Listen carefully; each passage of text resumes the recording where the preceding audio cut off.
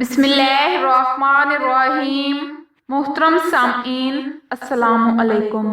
ایک مرتبہ اللہ تبارک و تعالیٰ نے حضرت اسرائیل علیہ السلام سے دریافت کیا کہ اے اسرائیل، آج تک جن لوگوں کی روح تو نے قبض کی، ان میں سے کسی پر تجھے رحم بھی آیا؟ تو اسرائیل علیہ السلام نے عرض کیا، اے پروردگار، تو خوب جانتا ہے کہ روح قبض کرتے وقت ہمیشہ میرا دل دکھتا ہے، لیکن تیرے حکم سے سرتابی کی مجال کہاں؟ اللہ تبارک و تعالیٰ نے پوچھا کہ یہ بتا تجھے سب سے زیادہ رحم کس پر آیا؟ تو حضرت اسرائیل علیہ السلام نے کہا کہ الہی، ایک موت ایسی ہے جو بھلائے نہیں بھولتی، اور وہ غم ایسا ہے جو تنہائی میں بھی میرے ساتھ رہتا ہے۔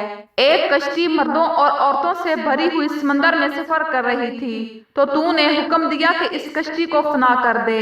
میں نے کشتی کو پاش پاش کر دیا، تو نے فرمایا، سب مردوں اور عورتوں کی روحیں قبض کر لو، لیکن ایک عورت اور اس کے نوزائیدہ بچے کو چھوڑ دے۔ میں نے اس حکم کی بھی تعمیل کی، سب کی جانیں قبض کر لی، ایک بہتے تختے پر ماں اور اس کا بچہ رہ گئے، اور پھر وہ تختہ سمندر کے کنارے پر پہنچ گیا۔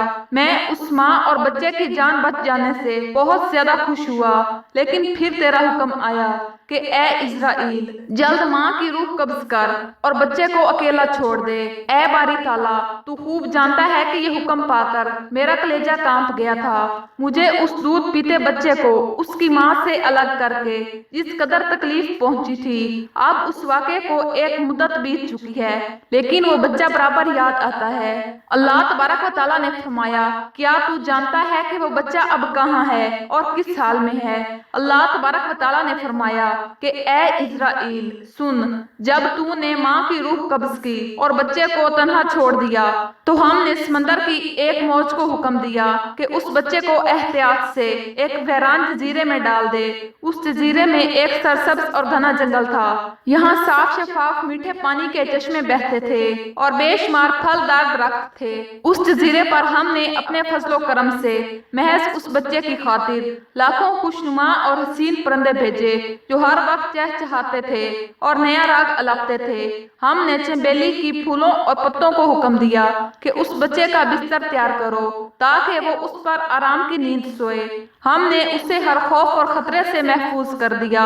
سورج کو حکم دیا کہ اپنی تیز دھوپ اس پر نہ ڈال، ہوا کو فرمایا کہ اس پر آہستہ آہستہ چل، بادلوں کو حکم دیا کہ اس پر پانی نہ برسانا، بجلی کو ہدایت کی کہ خبردار، اسے اپنی تیزی دکھا کر نہ ڈرا۔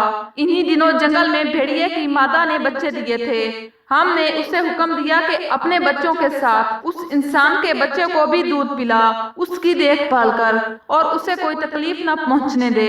اے اسرائیل، اس نے بھی ہمارے حکم کی تعمیل کی، یہاں تک کہ وہ تنہا اور بظاہر بے یار و مددگار بچہ پرورش پا کر خوب صحت مند اور بہادر ہو گیا۔ ہم نے اس کے پاؤں میں کبھی کانٹا بھی نہ چبھنے دیا، دنیا جہان کی نعمتیں اسے عطا کی اور وہ ان کا شکر بھی ادا کرتا تھا۔ اور اب اے ملک الموت، تو جانتا ہے کہ وہ بچہ کہاں ہے اور کیا کر رہا ہے؟ تو اسرائیل علیہ السلام نے سجدہ کرتے ہوئے عرض کیا کہ تجھے تو علم ہے اے میرے پروردگار۔ رب تعالیٰ نے فرمایا کہ وہ بچہ نمرود بن گیا ہے، اور اسی نے میرے خلیل ابراہیم علیہ السلام کو آگ کے علاوہ میں جھونکا۔ اب وہ خدائی کا دعویٰ کر کے لوگوں کو میری راہ سے ہٹاتا ہے اور ان پر ظلم اور تشدد کرتا ہے۔ محترم سامعین، اگر ویڈیو اچھی لگی ہو تو ویڈیو کو لائک کریں اور ایسے مزید اسلامک ویڈیوز دیکھنے کے لیے ہمارے چینل کو سبسکرائب کریں۔